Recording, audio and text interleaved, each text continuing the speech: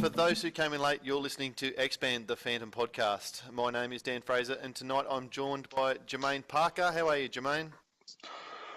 Very good, thank you. Very good. Very good, not pretty good, very good. I thought I'll change it up just a little bit. Well, well, we're post episode 100 now, so I'm not sure what number this is going to be, but it is going to be 3 digits, so we're going with very good for the second century, are we? I reckon, because first century was pretty, and now it's very good. So when we get up to 200, we'll have to think of something else. Okay. All right. Well, that's thrown all the listeners now who no longer know what they're even listening to. Unfortunately, Stephen hasn't joined us tonight. He was a busy man, and it's Father's Day tomorrow as we record this, so we all need to be making sure we touch base with families tomorrow. Father's Day in Australia, I should say. But I've been looking forward to this episode for a while now, and this is actually, it's a bit unusual because most of our guests we have to pester until they agree to talk to us. And in this instance, our guest is Robert Aman, and he actually got in touch with us to let us know about things that he's been doing with the Phantom. And what he showed us was just so fascinating, we thought we had to get him on for a podcast. So Robert is a senior lecturer and has worked at the University of Glasgow, and I'm going to get this wrong, but also in education at the Linköping University. Robert, you can correct me on the pronunciation of that one. Welcome along to the podcast, and thank you very much for getting in touch with us. Thank you very much for having me. It's a pleasure to be here. And so, straight up, how do you pronounce the university that you are lecturing in education? It's called Linköping University. Yeah, you're always going to get that one wrong. Yeah, I had no chance. So Robert, when you contacted us, you directed us towards a couple of essays that you've written about the Phantom, obviously. Otherwise, we would have nothing to talk about. But perhaps you could introduce yourself to the listeners rather than me fumble around through it. Certainly. As you said, I'm a researcher, and I predominantly look into the interconnection, basically, between popular culture and specifically comics and radical left-wing movements. And in these articles I've written about the Phantom, I look into how Team Fantomen, as they're known, the Swedish creators at Egmont, how they were influenced by what's usually referred to as kind of new left ideology in the wakes of 1968, and how how the Phantom was redefined in tune with the kind of ideological landscape in Sweden during the 1970s, when Team Fantomen was founded, and how this is highly visible also in the episodes produced by Team Fantomen, and in turn how this also, I would argue, contributed to the popularity and the success of the Phantom in Sweden, and maybe the kind of major reason to why we in Sweden consider the Phantom as basically a Swedish superhero. So I think people are probably already getting a feel for this is going to be a very different conversation to some of the ones we have, especially our comics and news, which is just banter, and our interviews with creators, which is very much, it's almost hero worship in some instances. But this is quite a serious discussion, and I know that there are people who have various ideas about how much politics should come into comics or Phantom comics at all. And and what you're saying is that it's certainly the Swedish comics and from Team Fantomen are very politically influenced. Yeah, especially during the kind of the forming years of Team Fantomen. If you look into those adventures produced by Team Fantomen during specifically the 1970s, they are heavily politicized, where we see the Phantom kind of reacting against certain kind of injustices in society, in Bangala and elsewhere, which kind of echoed Swedish kind of foreign policy at the time, and also he's also addressing those type of injustices that, for instance, quite a few social movements in Sweden at the time were also kind of discussing. So it becomes, I would argue that the Phantom comic books during this period in time kind of mirrors the kind of political climate in Sweden at that time. It's interesting because one of the things that I think a lot of fans would say when we have conversations and we talk to various people, whether it's at Supernova conventions or online or whatever, we ask why do people like the Phantom. One of the reasons that often comes back is the moral values that he teaches, and that really does seem to form the heart of the writings that you've done from what I read today. Yeah, that's absolutely true. I mean, his kind of what I would argue is that his kind of moral compass during this period kind of points in the same direction as quite a few kind of dominant kind of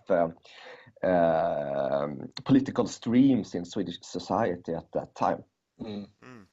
And the Phantom. Yeah. Oh, sorry, please continue. No, you keep going. And also that the Phantom has a kind of a privileged position because he's kind of present in that kind of Africa that came to be very, very much a kind of and the global South that came to be very, very much on the political national agenda in Sweden at that time.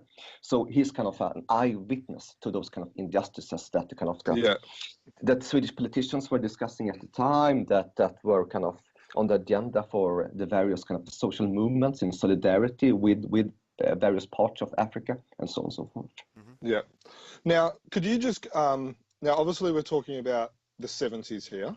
So could you just like maybe just paint, because a lot of people who are going to be listening to this have not read what we've read, which you've put in. So could you, like, I don't know, in 5 minutes or something, just 5-10 minutes, however long it's going to take, just tell us a little bit about what was happening with the stories in the 70s and then how that mirrored up with what was happening with your foreign policy and stuff like that, because it's really fascinating. Like Dan was saying before, that he's a history teacher.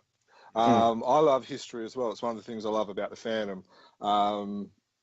But I didn't understand that whole the marriage that there was between Sweden and between the places in Africa as well. So could you just explain? Yeah, it's very fascinating. Certainly fair to say the Swedish foreign policy of the 1970s is not high on the Australian curriculum at the moment. So no. any insight you can give us into that would be fantastic. Yeah, and then I would like to go into some of like the stories that you've created, that you've talked about and stuff like that as well. So yeah, no, that would be great. Certainly, I think that it's quite a broad topic here. So if we just kind of I can give a kind of particular example.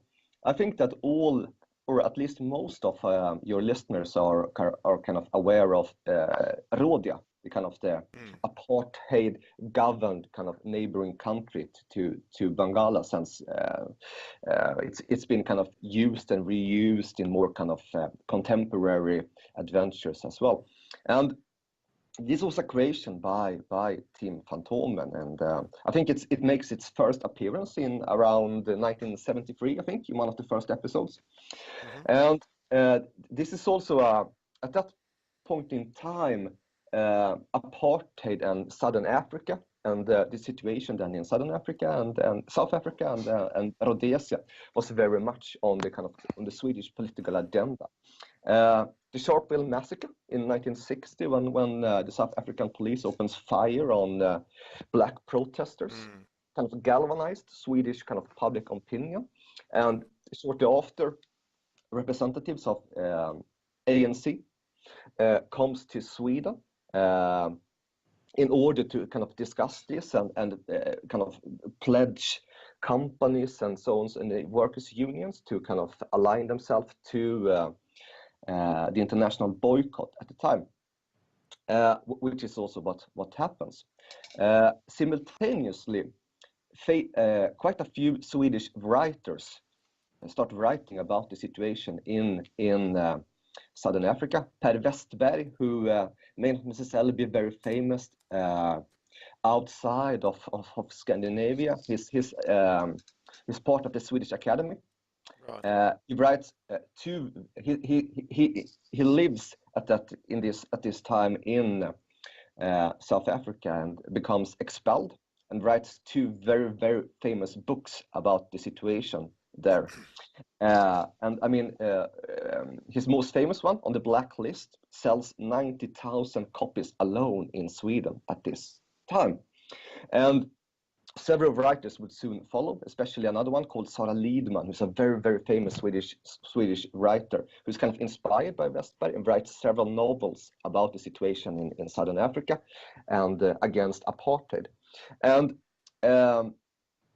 so these people, in combination then with politicians, as future Prime Minister Olof Palme, who says that we have to end this evil, contribute to end this kind of evil politics in Southern Africa. It kind of transforms this question into a kind of it places it at the center stage of the national agenda. And at the same time, various solidarity movements with Southern Africa are established, where they try to kind of help contributing money, which is also what the social democratic government does. It starts to kind of contributing generously to these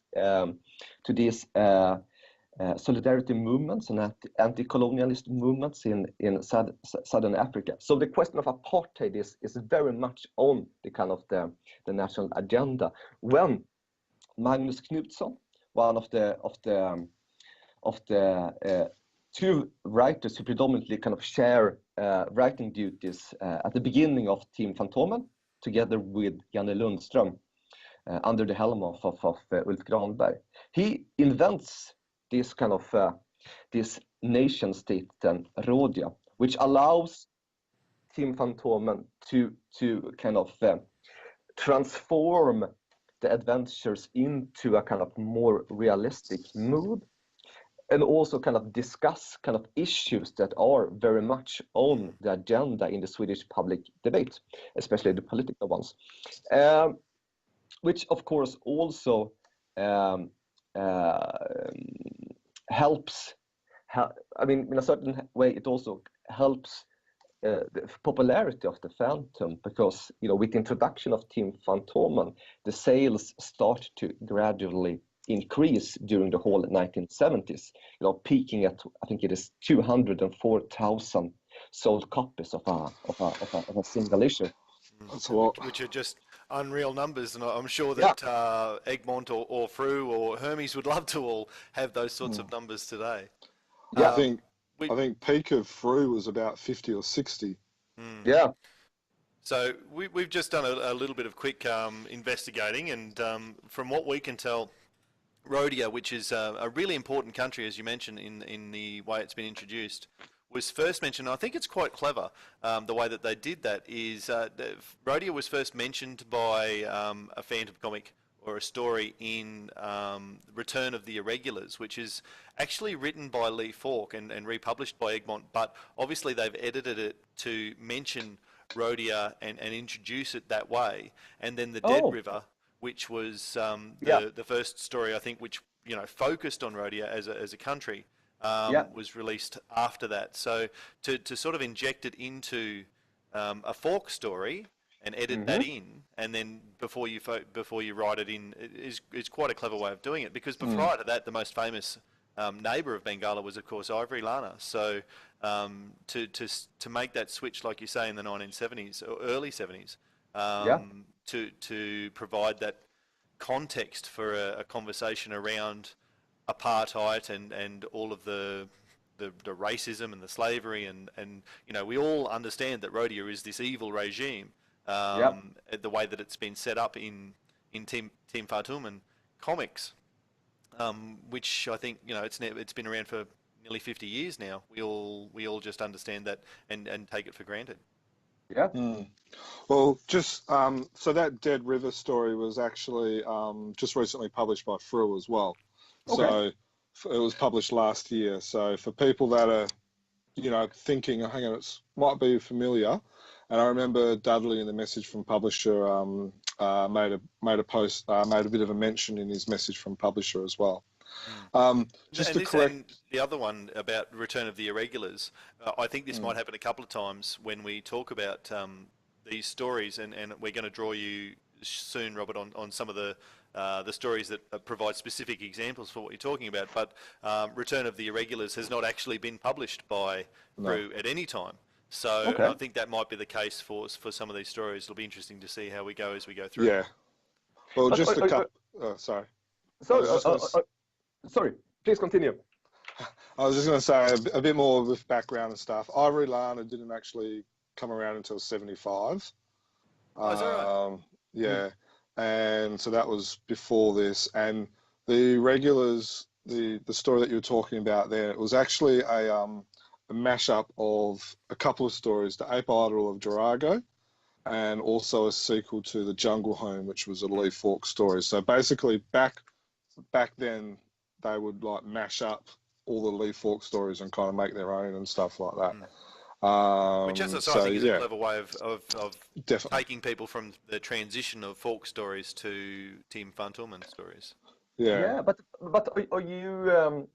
I wasn't aware of this kind of this backdrop to it. But are you? Did folk kind of coin the word Rådia, or was that? No, because I got the impression. Yeah, I got the impression from Magnus Knutsson when I spoke to him that it was his own kind of idea. Yeah, and I think that's probably the case. It just looks like there was some folk stories that Team Fantomen put together, and then they must have had this idea that they were going to use this, and then threw it in, because it says that with Return of the Irregulars, it's just a mention, whereas the first story about Rhodia is the Dead River. So yeah.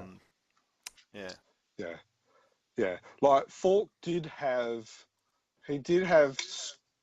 countries that were kind of similar as Rhodia, like Tarakimo. Tarakimo, Uglan, I think was another one. So there They're more was dictators though, rather than oppressive regime. Apples, oranges. But your point is that they were more dictators oppressing the whole country rather than just a race. Which Rhodia has always been very much, symbolic of South Africa, hasn't it? Yeah, indeed so. And also, I mean, there are two things here that I think that could be quite interesting, and that is, first of all, I think it was Magnus Knutsson who told me that I always thought that since the capital is called kind of Markusburg in Rhodia, I always thought that was kind of a kind of I've always considered that as a kind of that they merely kind of changed the name of a disciple for another. So from Johannesburg to Markusburg. In order to make it kind of very kind of obvious, that they were referring to South Africa here. He told me though that that wasn't the case. It's a dig at Marcus Wallenberg, which is a name that probably doesn't say anything to Sweden, to listeners outside of Sweden. But the Wallenberg family are kind of the Swedish equivalent to the Rockefellers, or so it's a very important, historically important kind of industrialist family who owns a lot of kind of large companies in Sweden. So that's a kind of a little dig. A very exactly at the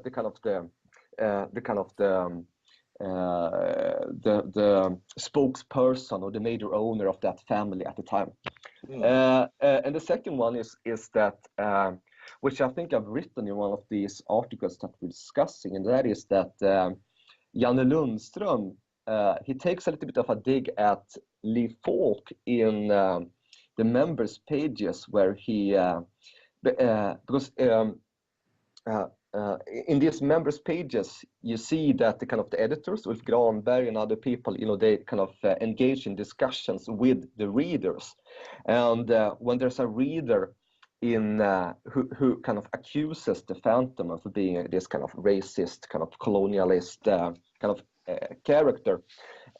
He kind of puts forward kind of Rodi as the kind of most obvious example of the kind of progressive direction that the Phantom comic book has taken, with the kind of introduction of Team Fantomen. And he also claims then that Rhodia is like an invention that Lee Falk would never kind of dare to address or write about, because then, according to Lundström, then his kind of readers back home in the US would kind of stop reading the comic book, and probably not necessarily perhaps claiming that Lee Falk wasn't a political minded writer, but perhaps more at more referring to the kind of more kind of conservative leaning of the kind of Sunday Sunday tabloids in the US. If I can, I'll just quote you a couple of sentences here that you've written in one of your essays here, and I think it ties in with what you're talking about now, and just get you to comment on that. You've said here, I argue that the move away from Falk's emphasis on Bengala's apparent fictional nature to Team Fantomen's inscription of the Phantom Country as part of post-colonial Africa serves the ideological interests of the text, enabling subplots involving racism, slavery, and the pillaging of Africa's resources that speak directly to a vivid debate about the reasons for Swedish aid. So you've said, and that's probably, you've said in another part as well that Falk's Phantom was a colonialist fantasy, and then we've moved to a post-colonialist world with Team Fantomen. That's all. So you see a real change, I guess, between what Lee Falk was writing and the way that Team Fantomen have taken it? Yeah, I must admit that those some of those kind of sentences there are I'm kind of referring to what I'm referencing what other scholars have written about the Phantom when it comes to him being a colonialist fantasy. But what I'm trying to say here basically is that with the help of these other kind of scholars that I'm referencing, without necessarily kind of taking without necessarily using their words, is that I think that for Team Fantomen it became perhaps even more important. I'm not in any ways denying, which I'm also writing about, all those kind of changes that Lee Falk made gradually to the Phantom's universe, but for Team Fantomen in comparison to Falk, it became even more kind of important to make sure that the Phantom operated in a kind of universe and a world as kind of similar to real world events as possible, to add that kind of layer of realism to the storylines, which is also that you still see in whenever a representative of Egmont and Team Fantomen speaks about it. He always say that he's a fictional character who's operating in kind of in a world which has clear kind of resemblances to kind of what we would consider the real world.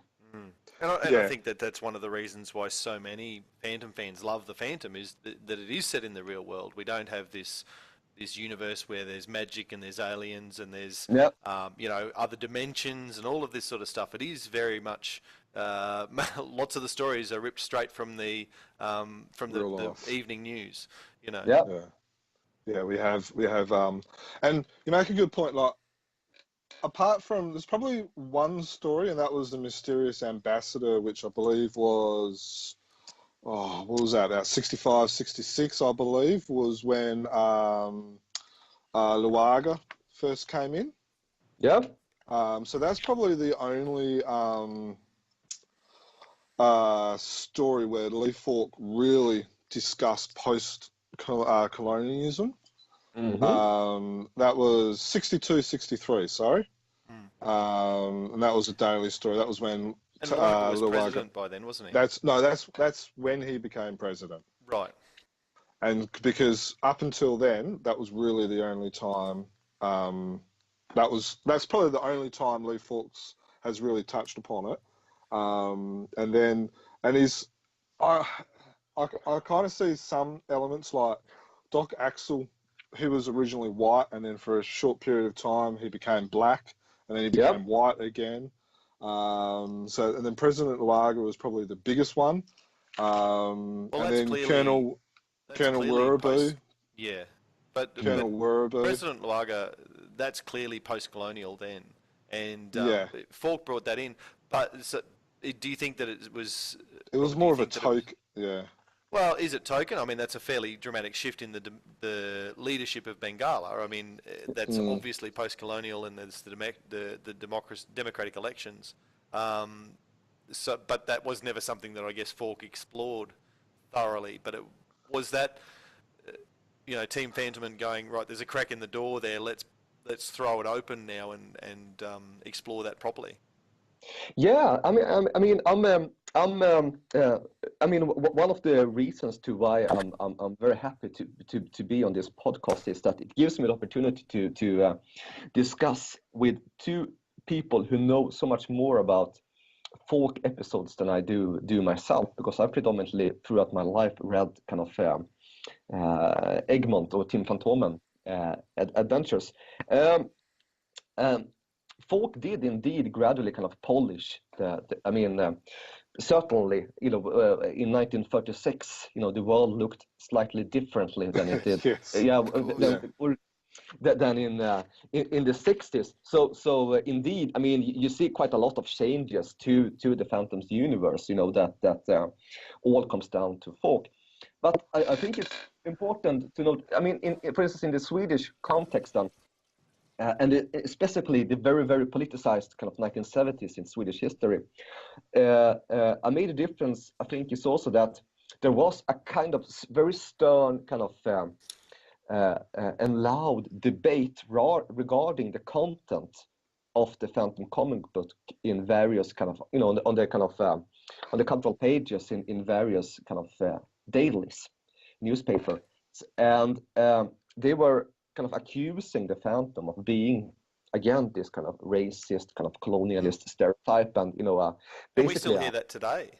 Yeah. But basically being a fascist.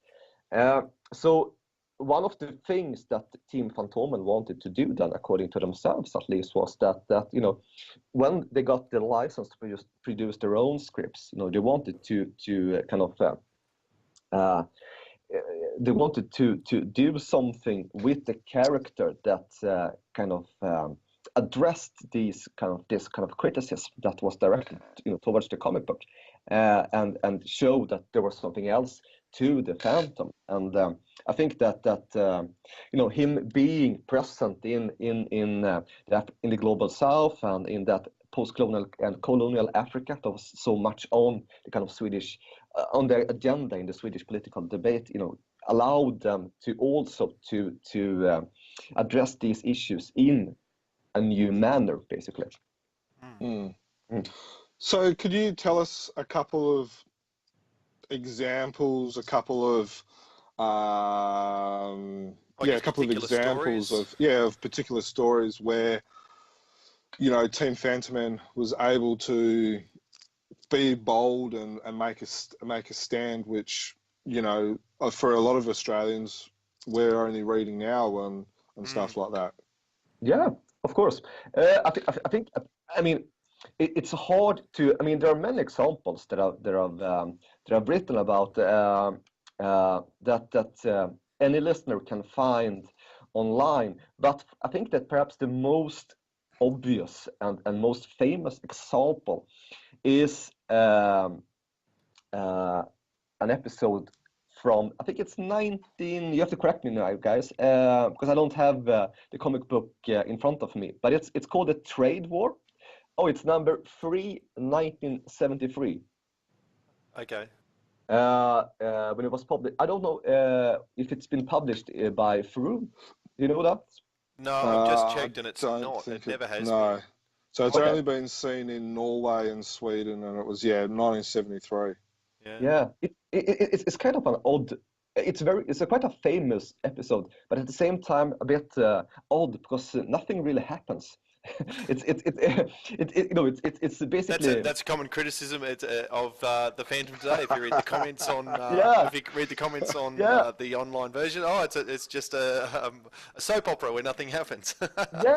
which I think is part of the reason why we love it.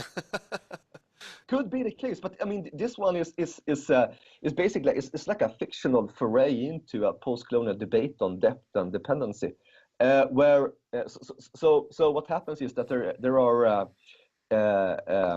black workers who are being kind of tricked by white wholesalers who exploits these workers because of the lack of literacy. Kind of write off all their harvest in compensation for new tools, basically, to be able to perform their labor.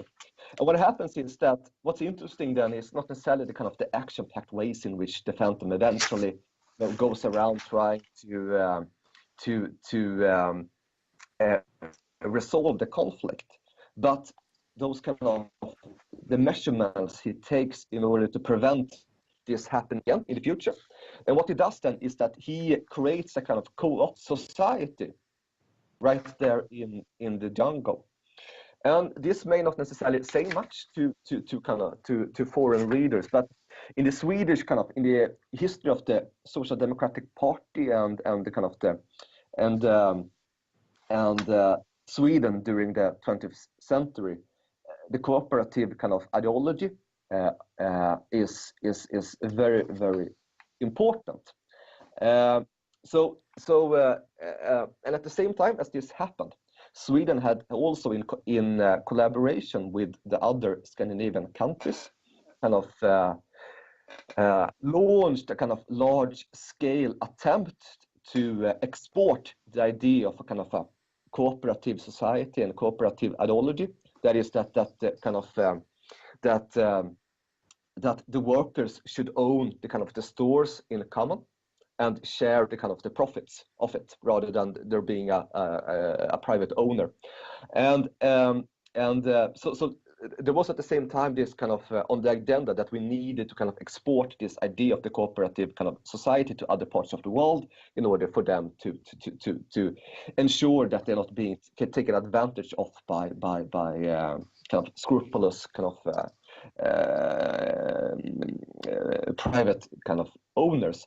And so this story arc in this sense is a kind of a clear illustration of how Team Fantomen basically kind of incorporates a kind of a fundamental bit of a kind of a social democratic tradition into the story arc, that it's the Phantom then who ensures that or promotes this form of running a store, basically. That's almost what you described there is, I think some people would go straight to, oh, well, that's communism. There's a clear difference between that sort of socialist cooperative and the leap to communism, I suppose. Yeah, but at the same time, it's not necessarily I've written about it elsewhere. I mean that in another episode where I think this is in the same paper where the Phantom, there's this recurring villain in the Team Fantomen called Minister Stevens, who is this kind of bourgeois old colonialist villain that is kind of returns constantly in the episodes of Team Fantomen. And what happens in this one is that the Phantom discovers, this is, let me check here, so it's easier to follow. It's from episode, what's going to be? No, is that the Forbidden Love on Forbidden Land story? No, it's The Secret of the Plantation from 1971. And in this one, for instance, the Phantom discovers that Minister Stevens, who's a major landowner in Bangala, how he kind of exploits his black labor force. They're basically slaves on his plantations. And what So happens here? I'll let you go on in a second, but just to let the listeners know, this is another one that unfortunately has not ever been published by Right. Fru, Okay. only in Finland, Norway, and Sweden again. That's unfortunate. Because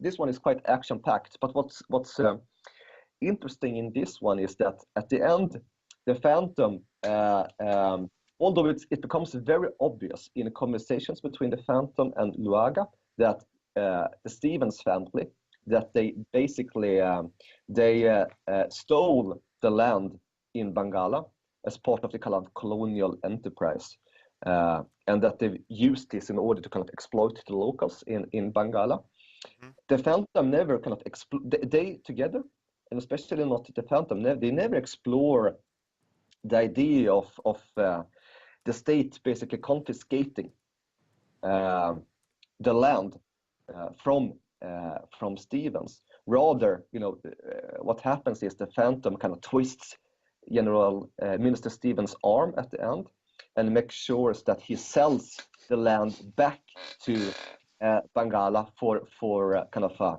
small sum of money.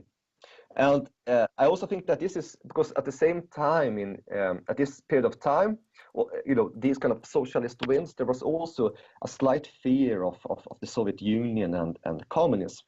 And I think that this could be a kind of an illustration of how if the state would have confiscated this land from General Williams, the Phantom could have been accused of being a kind of communist sympathizer.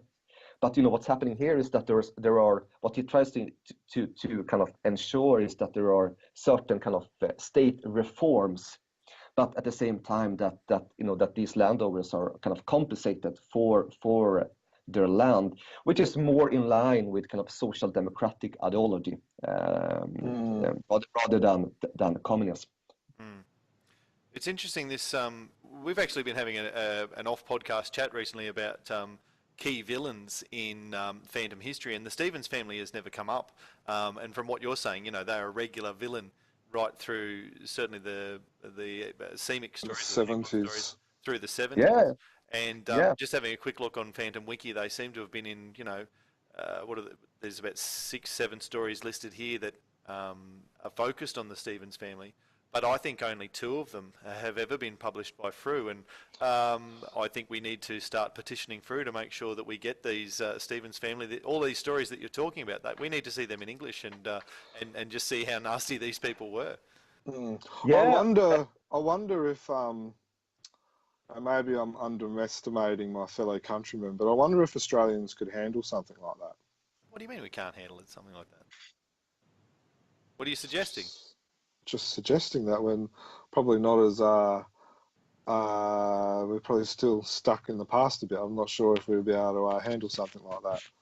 Like if you look at the politics now, where you got the South Africans are getting kicked off their land, and Australians are happy for them to come over here and condemning South Africa and stuff like that. So. Well, I'm not sure if we could handle this. It's an interesting segue then, because Robert, one of the assertions that you make is that it's almost a chicken and egg thing, isn't it? Whether the Phantom stories were responding to Swedish foreign policy, or the fact that the Phantom stories put this in, you're saying 200-something thousand sales.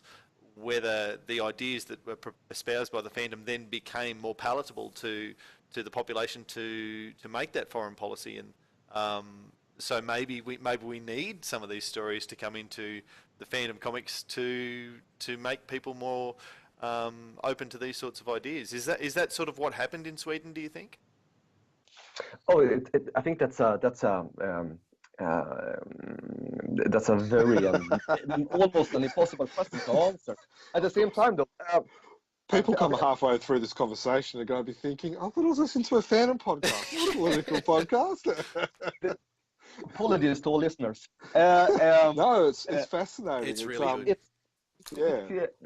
There's a very famous Swedish kind of poet called Göran Palm. And I feel very bad here because I'm kind of name dropping quite a few names here and saying they are very, very famous in a Swedish context, which of course for your Australian listeners doesn't say much. Yeah.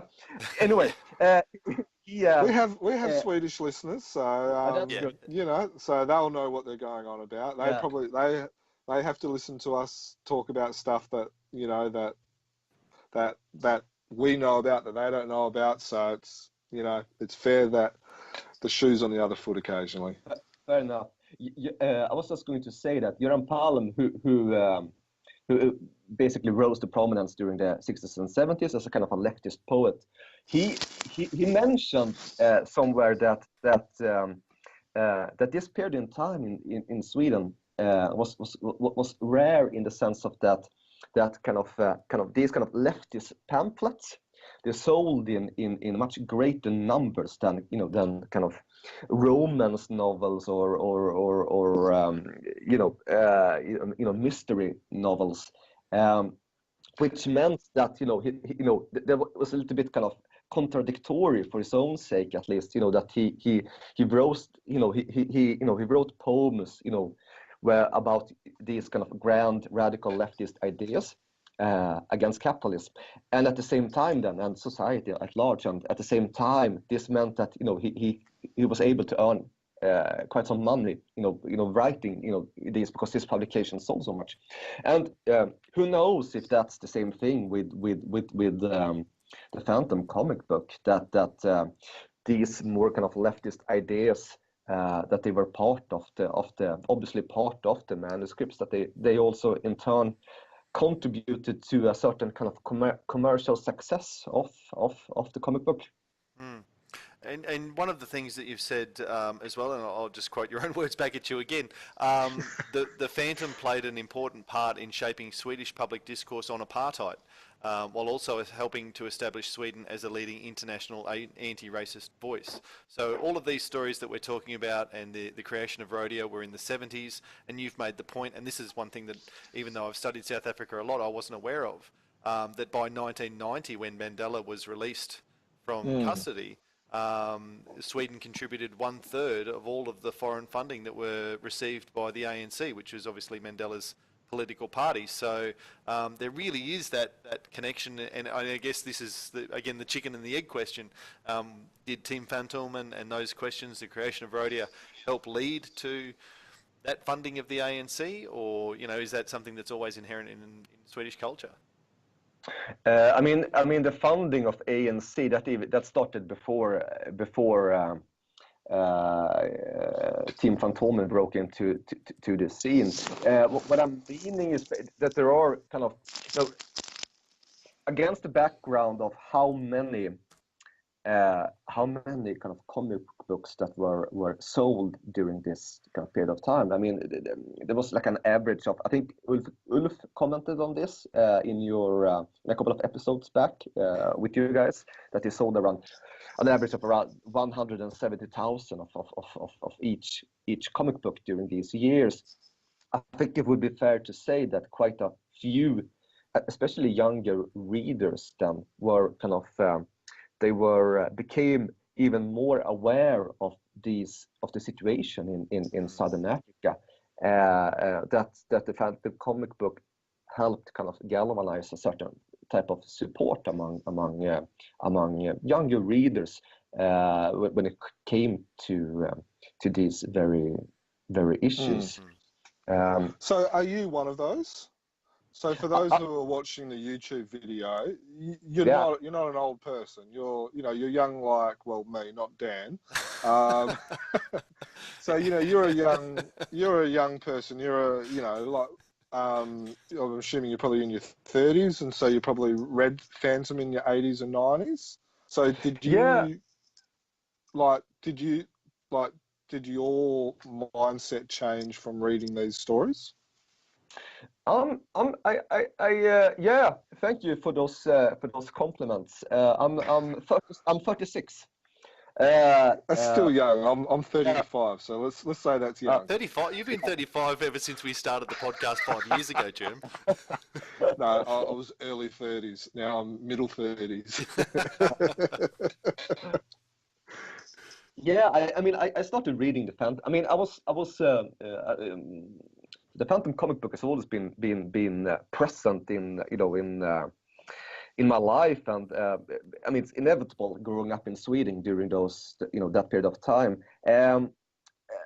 Let me think now. I think, I mean, I as a kid, I preferred the kind of the episodes of Team Fantomen. I think partly because they had so many kind of historical adventures, which I very much appreciated. And also, what I remember kind of vividly are also, I think it was it in 93 or 94, at least in Sweden, when the Phantom took on a little bit more of a kind of darker tone, with the election in when, Bengali, yeah, that sort of exactly. time. Yeah, exactly. I kind of enjoyed that, those episodes quite a lot, especially because I could have been around 10 years old or something like that at that time, and those really spoke to me. When it took a little bit of a more of a darker turn there. So I think those are the kind of the episodes that I most vividly remember from being a subscriber at that point, at that time. And Rodeo played a fairly big part because they gave money to Lubunga to be able to come into power, and then they try to overthrow Lubunga with is it Chastity Dark and that other dude, which I can't remember who he is. Is that Russian-looking dude, the Colonel? So Rodeo played a fairly big part, and their whole aim was to destabilize Bengala so they can take over it. Yeah, definitely. But I think my own kind of political, I mean, certainly, I mean, as you said earlier, I mean, there's a lot of kind of ethics and morality in the Phantom episodes, but I think my own kind of political awakening in relation to these came later. And also, reading older kind of Phantom comic books, that I could kind of easily discover, whenever if you go to like a second-hand store today in Sweden, I always, which I do frequently, I always kind of, still, search for old kind of the Phantom comic books, and especially when I was younger, so I read those kind of in retrospect, those kind of those episodes from the 1970s. So that young person who enjoyed reading the comics and just loved reading comics because they were comics and all the rest of it, what would they have thought of the fact that now, 20 odd years later, you're speaking to the creators like Magnus Knudsen and Jan Lundstrom, and I understand you've had a sit down with Ulf Grunberg as well. Yeah, I had. That was it was an amazing experience, actually. Because I remember that was one of the first things I told Ulf, for instance, that I used to kind of write to the Phantom comic book, with questions as a kid, and so I told him that we've had conversations, but they are 25 to 30 years back in time.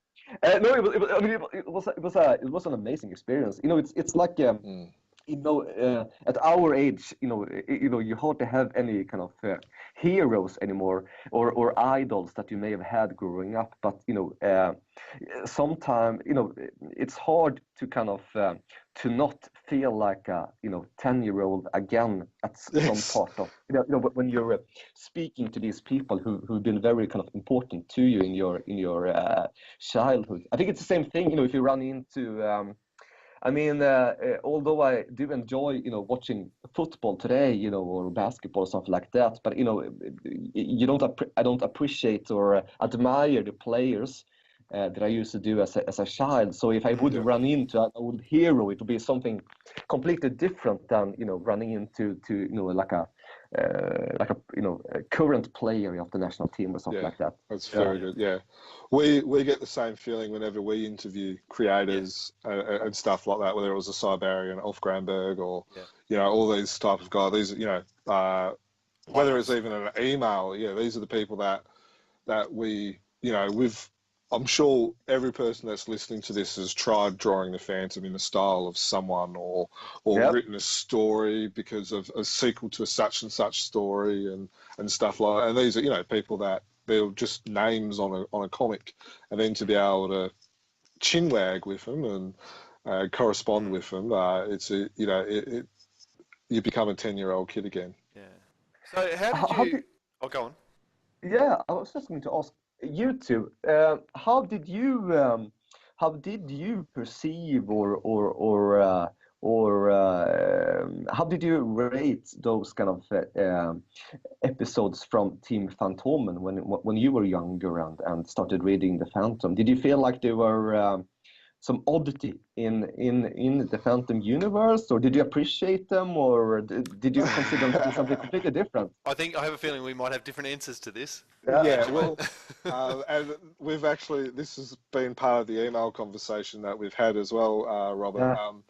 For me, I always read the comic. My stepfather introduced it to me when he married my mum, and it was one of the first few things that we were able to connect with and had something in common with.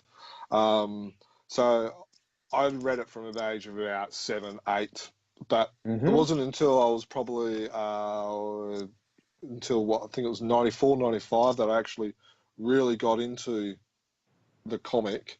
And one of the first ones was, it was around when Luaga had just been kicked out of office. And so I thought it was fascinating. It was amazing. I really enjoyed it.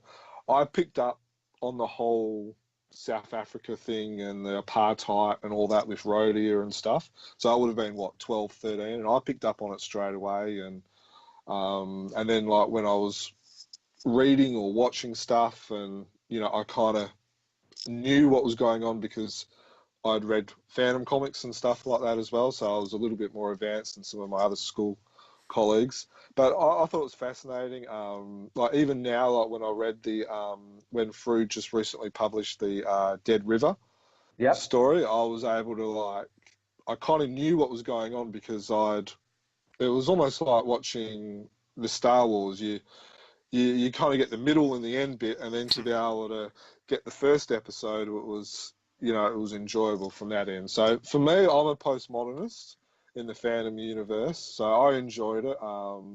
And even now with it in the newspaper strips and stuff like that. But I thought it was great, and I thought it added a different element. And this is where I think it might be interesting, and we're only, well, depending on what day you talk to Jermaine, I'm anywhere between 5 and 20 years older than him, but I think it's genuinely only about 4 or 5 years older. But it seems to have been a really important 4 or 5 years because I enjoyed the Phantom comics and Rhodia. I nearly said quite famously, but one of the stories I really enjoyed early was a Rhodia story with Miss Mist, and I conversed with Jim Shepard actually as a 12-year-old. About that. I'm not going to harp on about it, Jermaine. Don't roll your eyes for YouTube listeners. But my point is that I actually did enjoy some of those stories. Raise it whenever you can. Well, it's relevant. My point is that I enjoyed some of those stories early, but I think I was attached enough to the Lee Fawkes canon by then that Election in Bengali, and you've both mentioned that, Jermaine, you came in as that was happening, and you've mentioned that as a great moment for you as well, Robert. But for me, that was almost that was when the universe split for me, and from that point on, I sort of didn't really have the regard for the Scandinavian stories that other people do, because I read that story, and I'm like, no, that's not right. And the fact that the newspaper strips continued with Luaga as president, and then the Egmont stories had gone in a different direction, that really was a split for me, a bit of a schism, if you like. And so from that point on, I sort of viewed any of the Egmont or the Scandinavian stories, through a coloured lens of well, this is and I've used the word fan fiction before, which I know upsets people, but it wasn't true Phantom for me from that point on, from the time that that Election in Bengali story happened.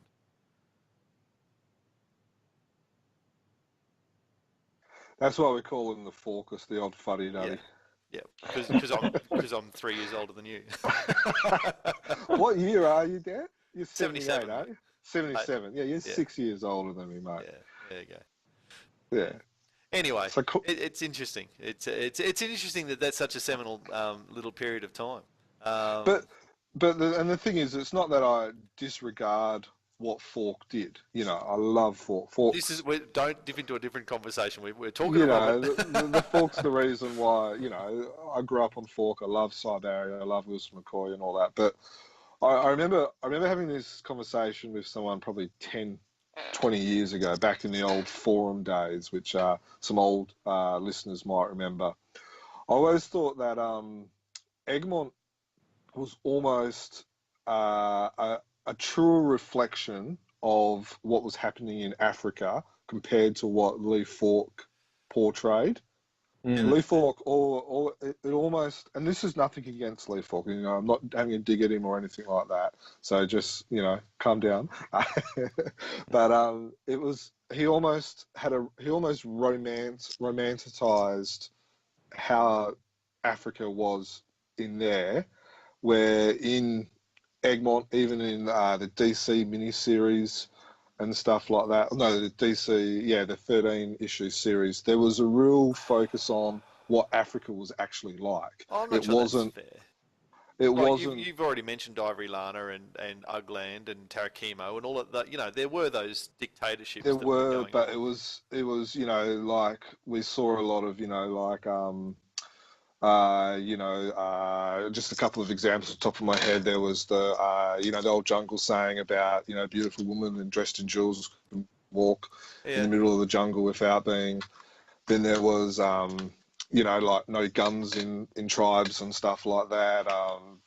You know, the Council of Chiefs, and you know, there was a real maybe romanticized, but it was, Africa wasn't as dangerous as it was in a Lee Falk story as well as it was in the DC or in the Egmont story. So I always thought that Egmont or Semic, you know, portrayed a more realistic Africa than what Lee Falk did. But you're right that he had drug smugglers and all this other type of stuff. So, but it was that's why I was interesting in what Robert was saying, where he wonders. I kind of get the feeling where you weren't having a dig at Lee Falk, but you were wondering whether his editors were almost afraid to portray Africa in the real way Africa was back in the 70s, 80s, and 90s and stuff. So, yeah. So, and I think that all of that speaks to one, that these stories, they might be set in Africa, but they have relation to all of us. But two, that we should really stick to asking the questions rather than having the guests ask us the questions, because then we come on our own tangents. So that was a great question. Yeah, it was a good question. Very good. So Robert, what do you think? There are people today, and I think actually, no, I'll come to that question in a moment. One of the things that really struck me when I was reading through your writing was that you talked about the Phantom's values versus the values of some other superheroes, or comic book heroes, and you talked about Superman in particular, Green Arrow, Green Lantern as well. But can you sort of talk to people a little bit about that, about what the Phantom value looks like versus, say, Superman? Yeah, let me think now. Whenever when I wrote about Superman, I think that it may be. I think that perhaps it's easier to discuss, for instance, because there's a very famous kind of story arc with the Green Lantern, the Green Arrow, which tends to be put forward as kind of prime example of kind of new left ideology in comic books, which is a story arc written by Denny O'Neil and drawn by Neil Adams from, I think it's from 71 or 72 or something like that. And the difference then, I argue, is that in in these episodes, what happens then is that the Green Lantern is kind of portrayed as someone quite naive with kind of with faith in corporate America and the possibilities for kind of justice under capitalism. But when he kind of goes on a trip around America with the more kind of left-leaning Green Arrow, he becomes kind of confronted with certain kind of social, racial, and economic injustices to which he was previously unaware.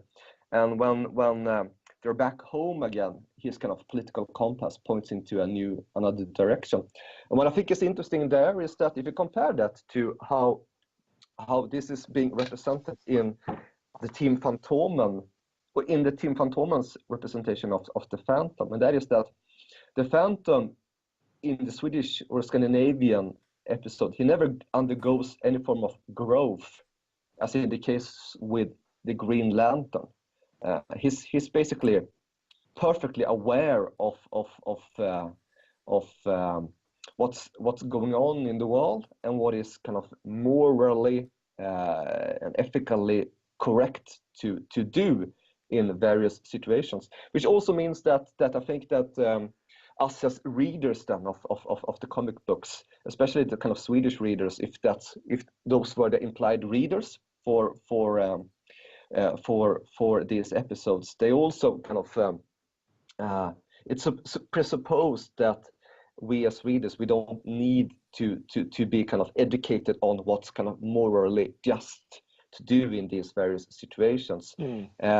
In comparison then to perhaps the kind of the American readership that Daniel O'Neill was writing for, that they needed to stage to a further degree these issues and these problems, and that's not necessary in the case of Team Fantomen. Another thing that I can address is also related to Rådia, because when you have I make a comparison to Captain America and the Falcon, where in these episodes when it comes to dealing with kind of black nationalists and the Black Panthers, we see that, for instance, when, for instance, this is an episode from around 72, when Captain America, when the Falcon, Captain America's black friend, when he's kind of beaten by a group of radical black power activists. And in comparison, then, the Falcon here represents a kind of more kind of moderate integralist vision. So it's kind of so it's very clear, you know, which side, for instance, the comic book takes here in this conflict, that the Captain America, what he needs to do is he has to prevent these kind of black nationalists from burning Harlem to the ground. And he also later discovers that his nemesis, the kind of the Red Skull. I don't know if you read Captain America. I'm sure we've all seen the movies and know of the Red Skull. Yeah. Either way, he discovers that his nemesis, this Nazi agent, the Red Skull, is behind all of this, you know, lurking in the shadows.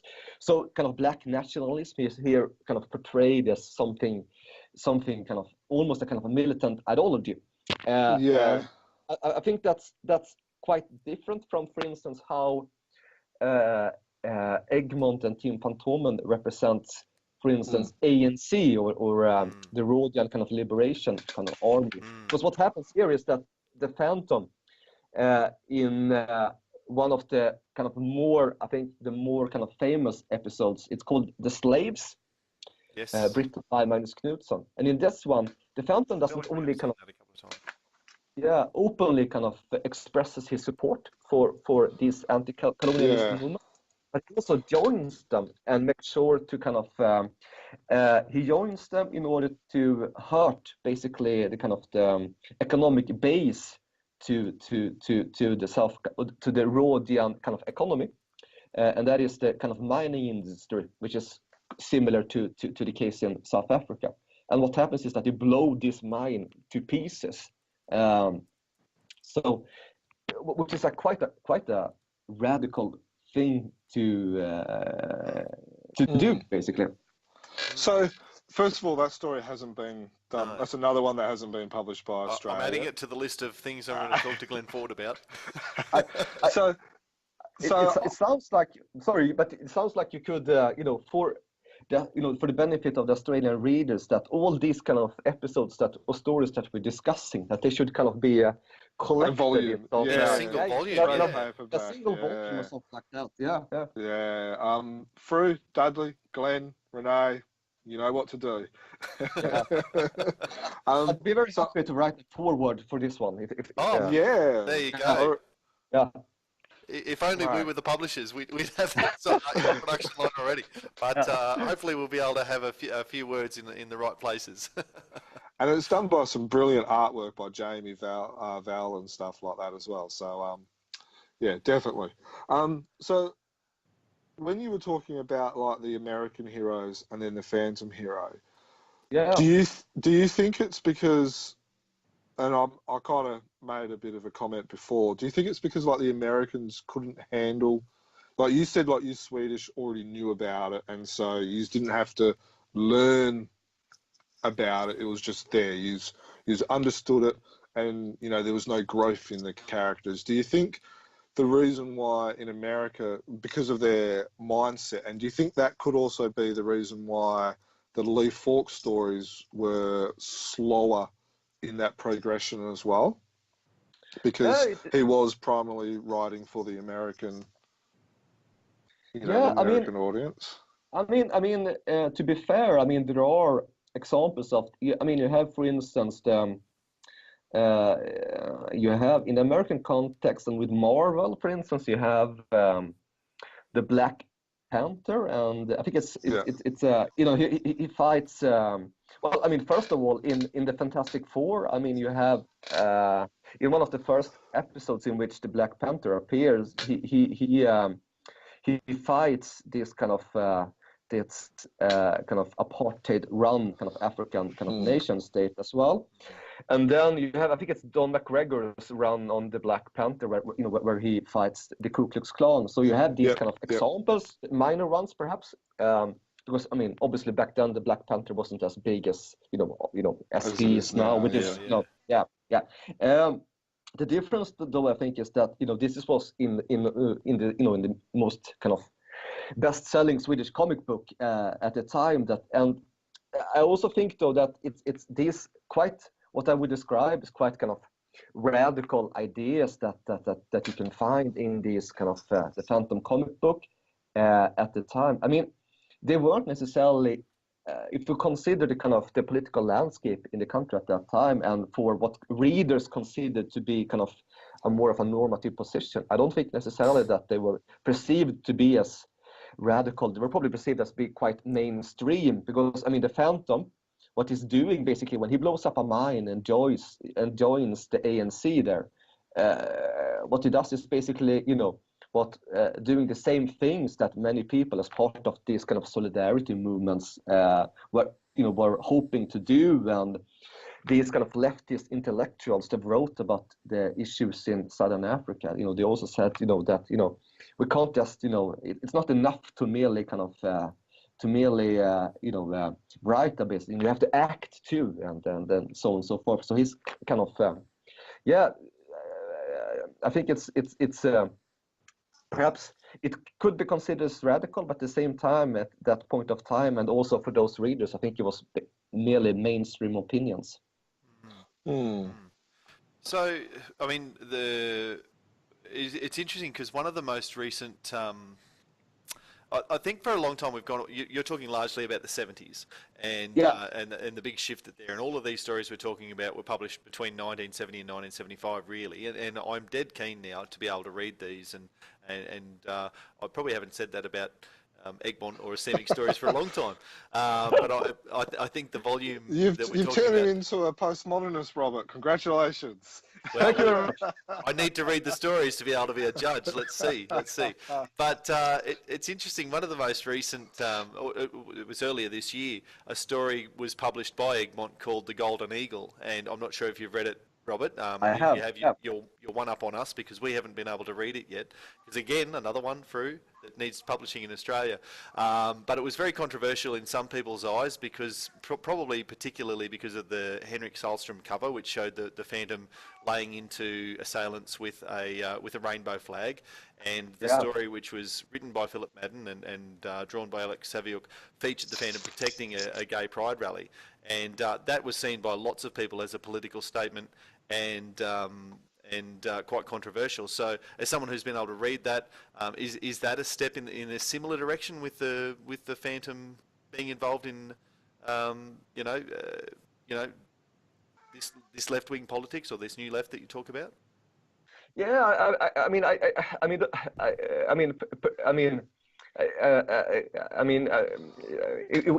think it would be, in my eyes, it would be slightly odd to consider. I know that Mikael Sol, the current editor of the Phantom, he got quite a lot of, especially from right-wing supporters who were critical of this. But if protecting a gay pride is considered to be a kind of a left-wing opinion, I think we are in a really dark place. But this, Yes. I know that Mikael spoke about this, and that he wanted the Phantom or push the Phantom into a kind of a direction where he takes political, he takes side basically. But in this episode, it's not how should I put it? It's not necessarily an episode about the Phantom expressing his support for Same-sex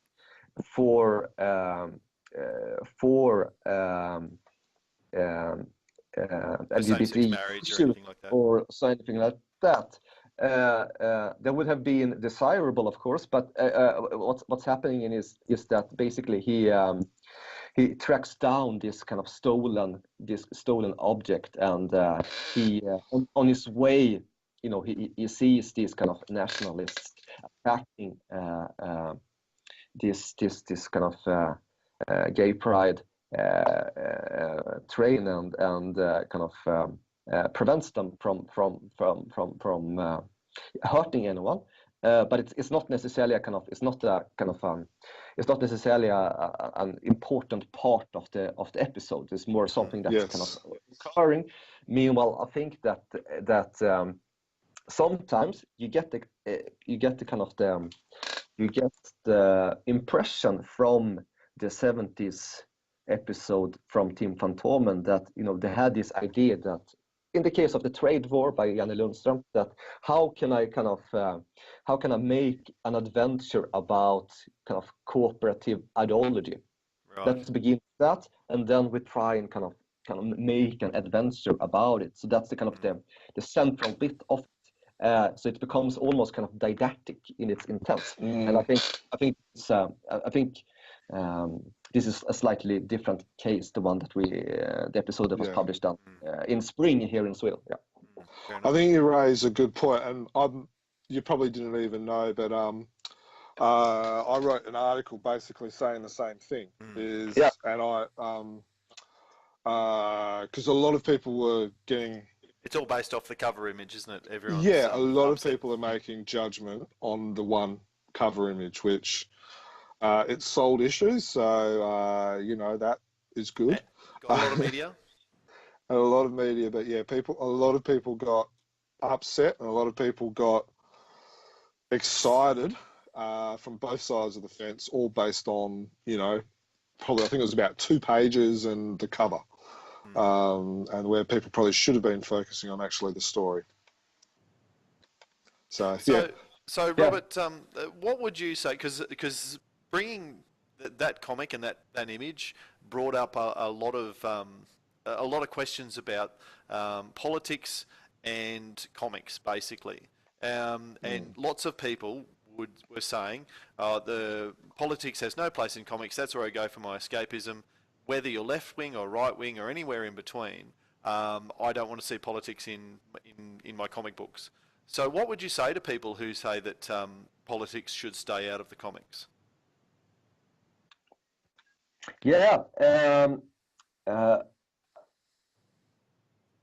it's a good question. It's a very good question. I do. I mean, I do think that I know that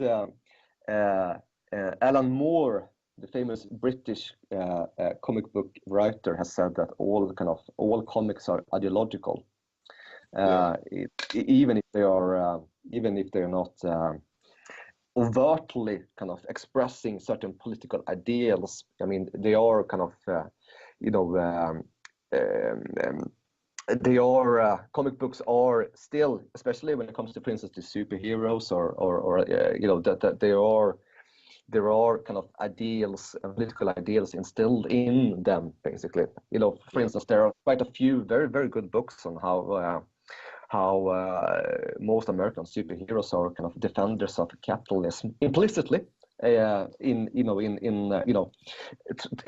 directing their attention towards kind of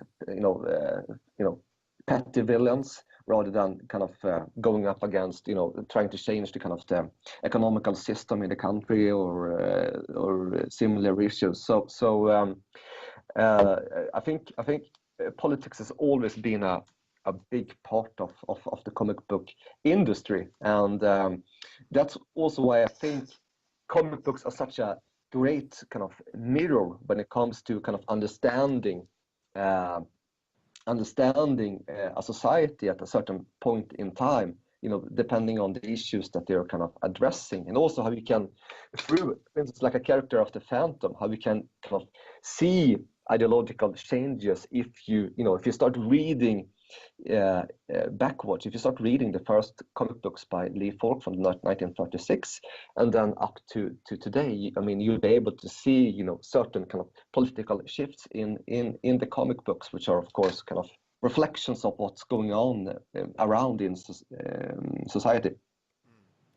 I think you're absolutely right, because if all of we keep using the word heroes, all of these heroes have to have villains, and by definition, therefore, you're saying that these guys are good and those guys are bad, and so therefore, the things that the bad guys are doing are morally corrupt, and the things that the heroes are representing are morally valuable. So therefore, they have to be ideological, don't they? And so by definition, comic books, and particularly those featuring heroes and villains, are inherently ideological, and I guess at some times, at various points in history, those ideologies are more politically relevant than others. So you definitely. raise sorry, I was just going to say you raise a great point there, where I think Captain America was originally created by a bunch of one theory, don't know how right it is or not, but Captain America, according to some people, was created by a bunch of Jews who were sick and tired of the Nazis getting away with it and America not getting into the war, and so they created Captain America and some of these other characters as well. So it's interesting that they've gone from that to where you were saying that the bad guys have gone from Hitler to capitalism. I mean, Captain America, I mean, it's a great example. I mean, it was Joe Simon and Jack Kirby, right, who invented Captain America, and he basically joins the Second World War before America did. And I mean, Captain America is a very interesting character to understand kind of American kind of society and the kind of the wins in kind of domestic politics there, where you can see how he during the 60s, it's quite, especially, and other characters like Iron Man, how they kind of openly, because I think villains, as you said, villains and foes, who are the villains and the foes in the comic books are usually a very, very good indicator of what's going on, and they usually say more about the kind of the political ideals than the actual hero. And if they fought communist spies in every comic book during the 1970s, I mean, after the Vietnam War and so on and so forth, these characters started to more or less have a little bit of an identity crisis, when they were more and more becoming more and more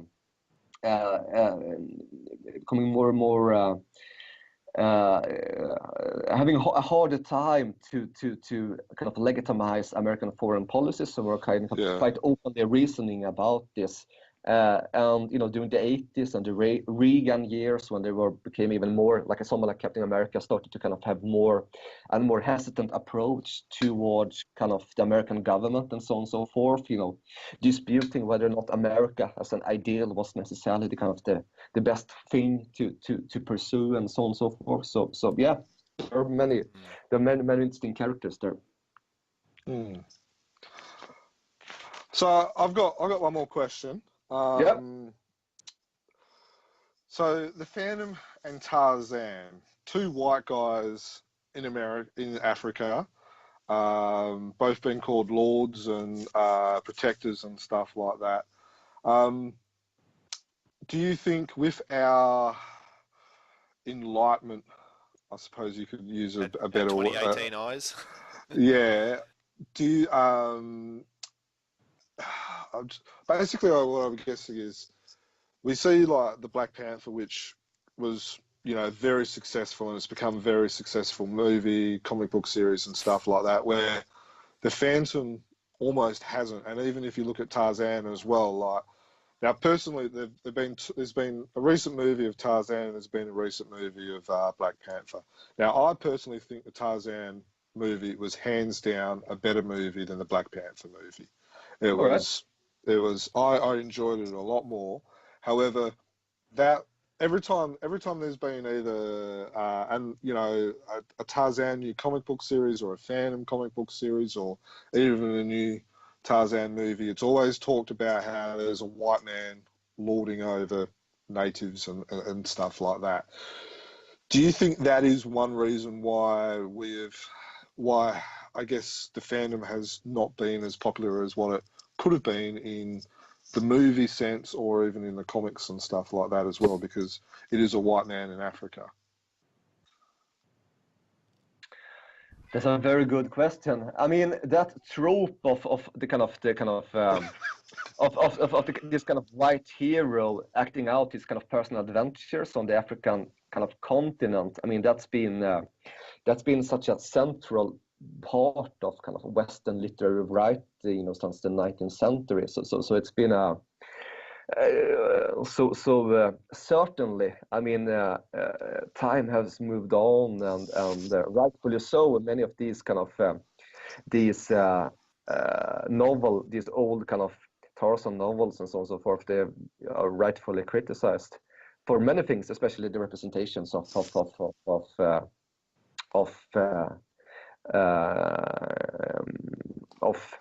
the locals, but I mean, in the case of the Phantom, I'm certain that there are possibilities for. I mean, a lot of people appreciate the Phantom around the world, including us, and I'm sure that there are possibilities for another the Phantom movie. However, I think it must be a little bit better than the one that we saw in '96. I think it wasn't it? Yes. Yep. Yeah, '96. Yeah. Yeah. So yeah, that's probably my short answer to that question. All right. Well, we need to wrap up soon. I do have one last question for you, and again, I'm going to quote from your piece and then ask you ask you a question around that. Right. And I think that my question is going to be around something that is often thrown at people who align themselves with left-wing politics, I suppose. You said in one of your pieces that Sweden's positioning of itself as an international moral authority as the result of its assumption of the role of self-proclaimed representative of social democracy, welfare, politics and neutrality. That's somewhere that Sweden has been. I think that's also basically where the Phantom is. He's a moral authority and a self-proclaimed representative of democracy and welfare politics and neutrality. This is something that's thrown at left-wing believers. Is Sweden and the Phantom, are they just a little bit smug?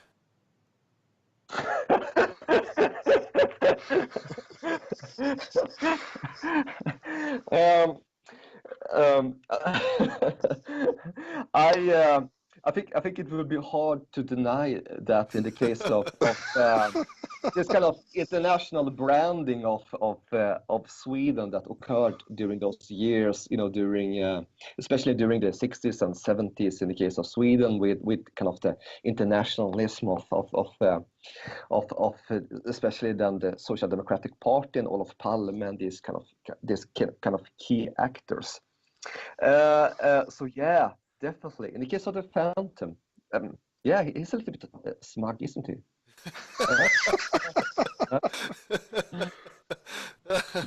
Yeah, very good.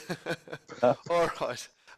Look, it's been fascinating chatting to you, Robert. I've really enjoyed it, and I really hope that we can get through to get this volume of important Egmont Team Fantomen works together. Never thought I would hear Dan say that. No, you've made me turn a corner. I'm going to have to go for another lead. I'd love to see that happen, whether it's as a series or as one volume, and I would like to think that, Robert, we could get you in to write an introduction or something like that. In which case, we'd definitely get you back for another podcast to talk about that experience and how that's been put together. But in the meantime, I mean, Jermaine and I are privileged that we've been able to read the writings that you've put together, and it's not for the faint-hearted, I will say, as people who mostly enjoy reading comic books, to suddenly turn around and read the writings of a senior lecturer in education who focuses on ideology, national identity, politics of representation in comics. They're weighty reads, but how can people read your essays or your articles? I mean, you can if you just Google them, they'll appear. I think we are speaking about 2 essays here, and yes, hopefully there will be a book next year. But I'll get back to that with you guys later on, because I'm in discussions with publishers. But these 2 are one of them are available online, but sometimes if you're not kind of there could be a paywall depending on if you log on to kind of a library or something or not. But what you can do is that you can always drop me an email, and I'll ensure that those who wish to read these essays will be able to do so. Excellent. Well, certainly, if anyone who's listened to this and is interested enough to read your writings, and I would thoroughly encourage people to do so, if they can get in touch with us, and we'll pass on your email address, and they can get access to it that way. Perfect. Yeah. Otherwise, it's robert.aman at leu.se, which is my email address. Perfect. Excellent. All right. So people can write that one down and get in touch with you. Perfect. And I also hope that you'll be able to, in the future, since I enjoy listening to your podcast, that you'll be able to get Magnus Knutsson on the show. Yes. Also, because since he is the mastermind behind, for instance, Rådia and many of these kind of key things that we associate with the Team Fantomen, and I think that Magnus will be able to provide some very fascinating insight that will possibly add another layer to what we've been discussing today. Well, you've certainly given us a target. Definitely. Yeah. I like the sound of that.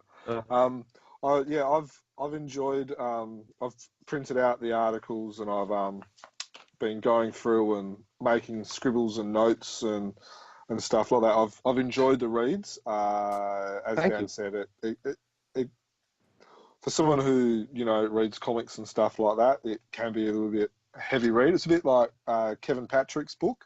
Yeah. But I think it's a must read, because it gives you really a lot of insight behind the stories that that most people read and then throw in a book, throw in a bookcase or their comic folder and stuff like that. But it kind of gives you an idea behind the stories, and I really enjoyed it. And I think that finding out that so many of the stories that you've seen, Robert, that are so important haven't been published here, that perhaps explains part of why we as Australian readers and English speakers, I suppose, anyone who's, because none of these stories we've spoken about have been published in the English language, so to see those published in a readable fashion for Australian and perhaps American fans and that sort of thing, it will be really important. So yeah, I think that's something that we need to push for, Joe. Yes, definitely. More. Can we encourage we'll make Dan expand a readers should be postmodernist. Yeah, well, I think we need to be encouraging any of our Expand listeners to hit up through, whether it's on their Facebook page or just write your letter to Dudley or smoke signals or emails to Glenn or whatever it is you can. Let's make a campaign here, a Chronicle Chamber campaign to get these stories readable in Australia. Yes, with a Robert Aman forward. You deserve them. You deserve them. Yeah. Excellent. Yeah. Very good. All right. Well, we'll get you to hang on the line in a minute, Robert, but we will say our goodbyes for the podcast now. So thank you very much for joining us. So appreciate you giving up your time. I understand you're going to Turkey sometime in the next week, and so you fit us in amongst your travel plans and that sort of thing. Really appreciate your time tonight for us. Your morning for you, and looking forward to hopefully catching up with you again to explore these ideas further. Yeah, sounds great, and thank you very much for having me. It's been a pleasure talking to you too. Thanks very much, and good luck trying to find some Phantom comics in Turkey. It's Portugal, but thank you. Oh, Portugal. Oh, where do I get Turkey from? Well, Portugal published some Phantom comics back in the 80s, so yeah. Sounds good. Okay, good stuff. All right, thanks, Robert. Thank you.